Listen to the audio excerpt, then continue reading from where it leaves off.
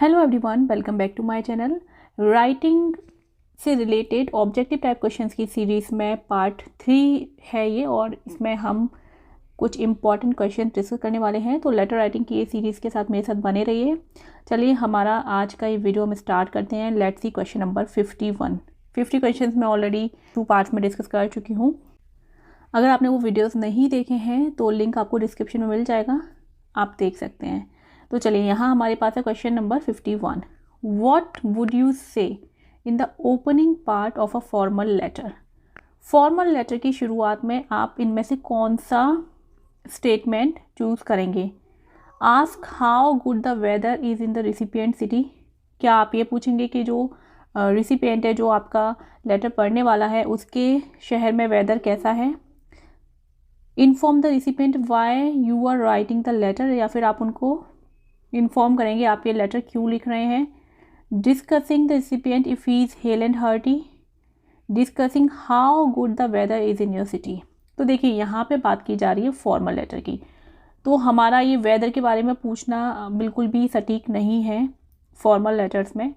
तो यहाँ option B जो है, inform the recipient why you are writing the letter, आप उनको सीधे सीधे बताएंगे कि आप ये लेटर क्यों लिख रहे हैं। कोई कंप्लेन करनी है आपको, कोई ऑर्डर प्लेस करना है, कोई इंक्वायरी करनी है, जॉब के लिए लिख रहे हैं, जो भी टाइप है आपका लेटर का, वो आप डिस्कस करेंगे सीधे।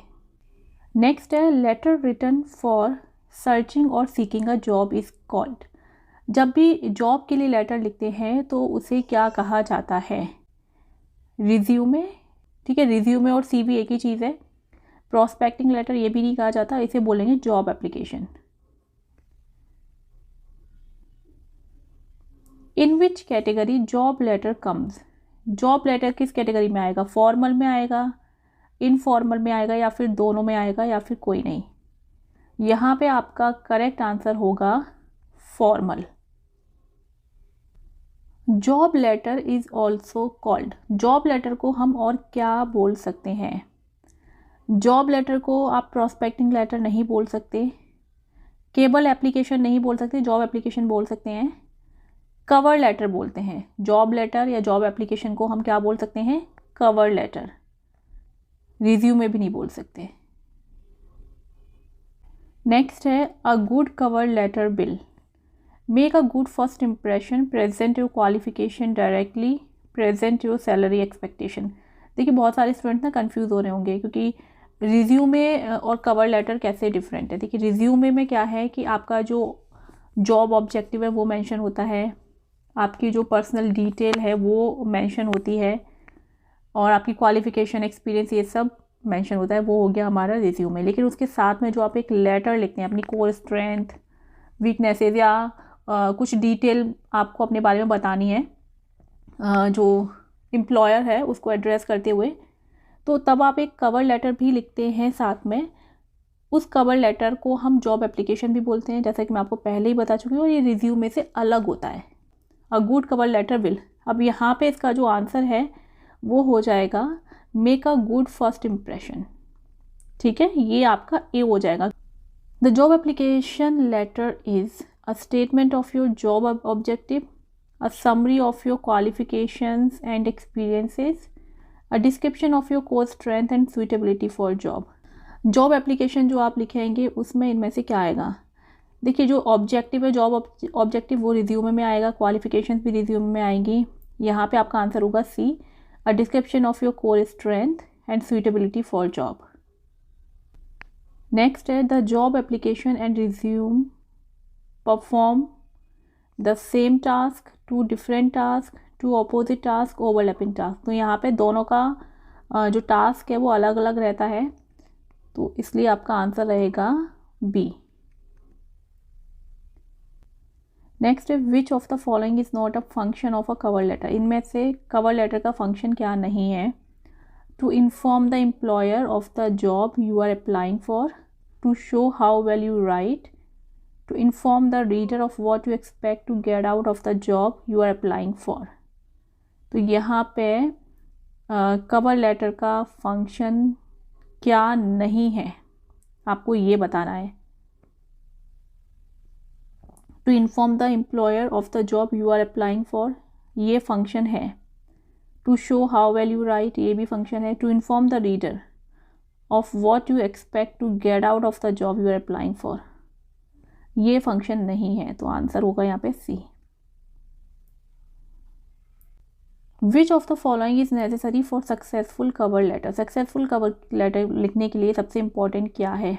Opening, body and closing paragraphs, addressing the letter to a specific individual or department, connecting your skills to the ones profiled in the job advertisement। ये जो तीनों ऑप्शन है ये सभी नेसेसरी हैं सक्सेसफुल कवर लेटर के लिए। आप जो भी ओपनिंग, बॉडी या क्लोजिंग पैराग्राफ लिख रहे हैं, मतलब ओवरऑल जो पैटर्न है वो इम्पॉर्टेंट हो जाता है, और जिसे आप एड्रेस कर रहे हैं स्पेसिफिक इंडिविजुअल या डिपार्टमेंट जो भी है वो भी इम्पॉर्टेंट है, नेसेसरी है। कनेक्टिंग योर स्किल्स, आपके अंदर क्या क्या स्किल्स हैं जो कि उस प्रोफाइल के जिसके लिए आप अप्लाई कर रहे हैं, आप एक सूटेबल कैंडिडेट हैं, तो जो भी स्किल्स वगैरह हैं वो भी आपको मेंशन करने हैं। तो इसलिए ये ऑल ऑफ द अबव होगा, answer is D. The length of cover letter should not be, cover letter की लेंथ आइडियली कितनी होनी चाहिए? More than 1 page, more than 2 page, more than 3 page and none of these. तो यहाँ हमारा answer है ए। Cover letter की जो लेंथ है ये 1 पेज से ज़्यादा की आइडियली नहीं होनी चाहिए। The first paragraph of job application contains, first paragraph जो आप लिखते हैं जॉब एप्लीकेशन का, उसमें क्या आता है? एजुकेशनल इंफॉर्मेशन लिखी जाती है, पर्सनल इंफॉर्मेशन लिखी जाती है, प्रोफेशनल इंफॉर्मेशन लिखी जाती है, या फिर ये सभी आते हैं? यहाँ बात की जा रही है फर्स्ट पैराग्राफ की।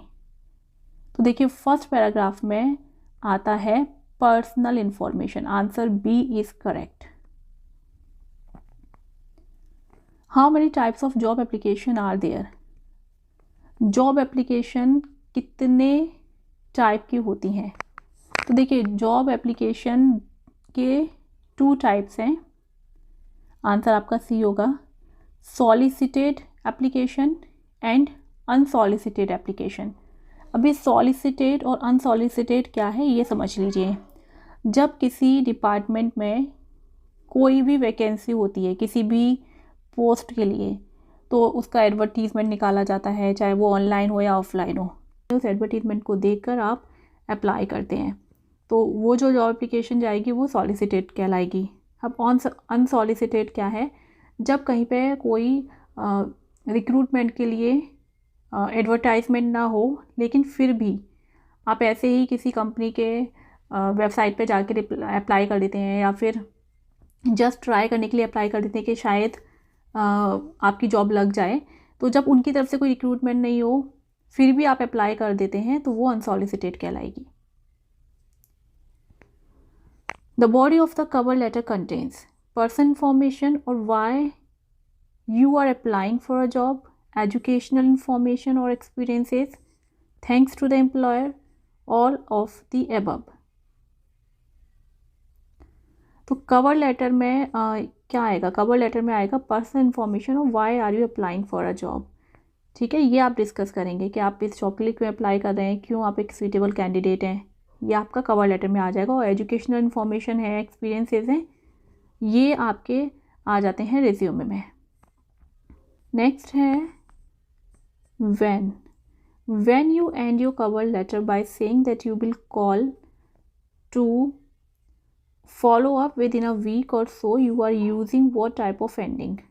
जब आप किसी भी कवर लेटर में ये कह के उसको एंड करते हैं कि आप जो भी इंस्ट्रक्शन होगा जिसे आप लिख रहे हैं कंपनी या डिपार्टमेंट उनकी तरफ से, उसको आप फॉलो अप करेंगे विद इन अ वीक, तो यहाँ पे जो एंडिंग है वो किस तरीके की एंडिंग हो रही है? एग्रेसिव एंडिंग हो रही है, एक्टिव है, पर्सनल है, या कॉम्प्लीमेंट्री है?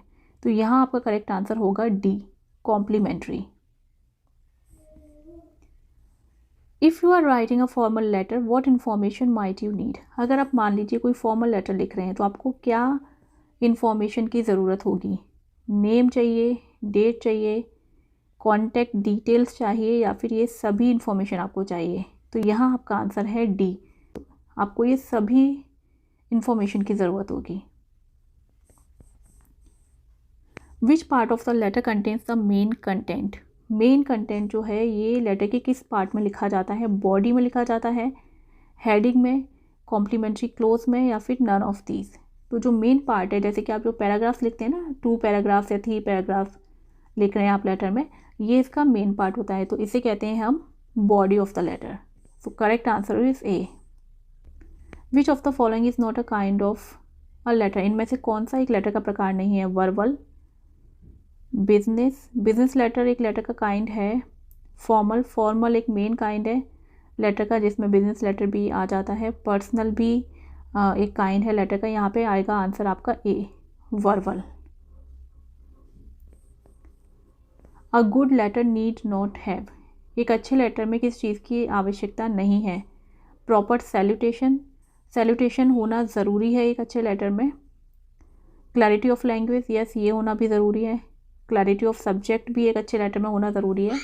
अब यहाँ पे जिसकी आवश्यकता नहीं है वो है लैटिन कोटेशंस, कोटेशंस की ज़रूरत लेटर में नहीं होती। Which sequence is followed in a letter, इनमें से कौन सा सीक्वेंस लेटर के हिसाब से करेक्ट है? Salutation, main body, complimentary close. Main body, salutation, complimentary close. देखिए ये जो ए है ये हमारा करेक्ट आंसर है, क्योंकि यहाँ पे सैल्यूटेशन से पहले एक पॉइंट और है जो है हेडिंग, हेडिंग आएगी, then salutation, then main body लिखेंगे, फिर उसके बाद आता है कॉम्प्लीमेंट्री क्लोज। मेन बॉडी पहले नहीं आएगी तो ये बी गलत हो जाता है। कॉम्प्लीमेंट्री एड्रेस ये भी नहीं आएगा,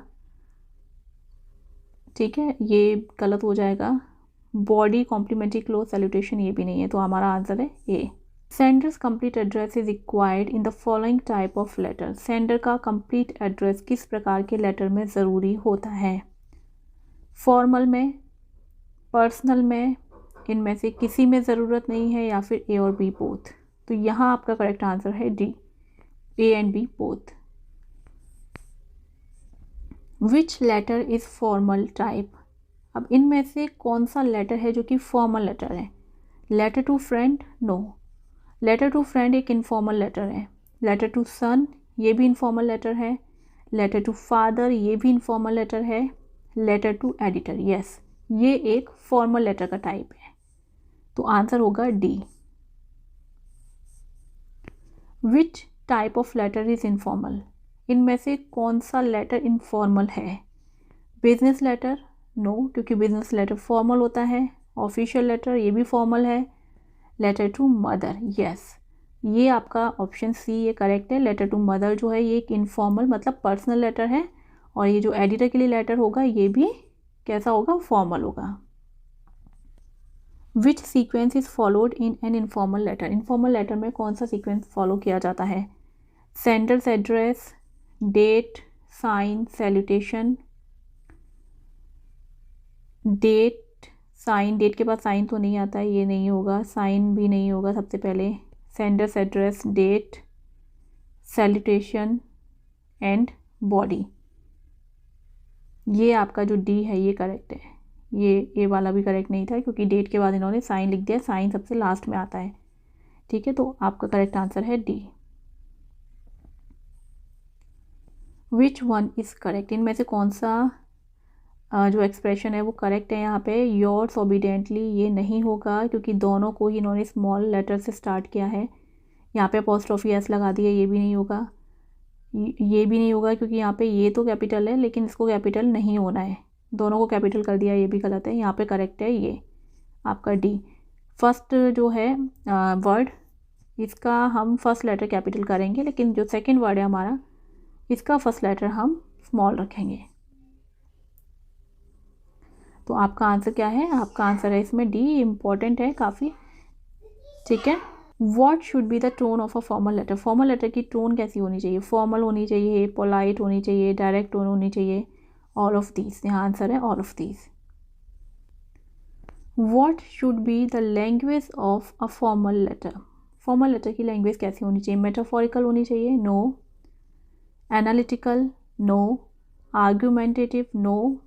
Clear and to the point, this one is correct, D. Letters are important means of communication, argument, talking, none. यहाँ आपका करेक्ट आंसर है A, communication. The important concern of a formal letter is mentioned in the. Important concern हम किस part में mention करते हैं? Body में, salutation, subject और ओपनिंग। तो फॉर्मल लेटर के हम किस वजह से लिख रहे हैं, हमारा मेन सब्जेक्ट क्या है, ठीक है, क्या इंपॉर्टेंट कंसर्न है, क्या रीज़न है जिसकी वजह से आप उस लेटर को लिख रहे हैं, वो आपका आएगा सब्जेक्ट में। C is correct. What is the most important part of a letter? Letter का सबसे इम्पॉर्टेंट पार्ट क्या है? सबसे इम्पॉर्टेंट पार्ट है हेडिंग है, बॉडी है, फुटर है, नन। तो यहाँ पे सबसे इम्पॉर्टेंट पार्ट है बी, बॉडी। लास्ट क्वेश्चन देखिए, which of these words is inappropriate for formal letter? इनमें से कौन सा वर्ड इनएप्रोप्रिएट हो जाता है फॉर्मल लेटर में लिखने के लिए? तो सर आप लिख सकते हैं, हे बडी, हे बडी आप नहीं लिख सकते, मैडम भी आप लिख सकते हैं और रिस्पेक्टेड भी लिख सकते हैं फॉर्मल लेटर में। तो यहाँ आपका करेक्ट आंसर होगा हे बडी, बी। तो अगर आप ऐसे ही और भी वीडियोस देखना चाहते हैं तो आपको चैनल में प्लेलिस्ट मिल जाएगी राइटिंग सेक्शन की, जिसमें आप चेक कर सकते हैं। अगर आपने कोई वीडियो नहीं देखा है तो आज की इस वीडियो में इतना ही। मिलते हैं नेक्स्ट वीडियो में। Bye bye.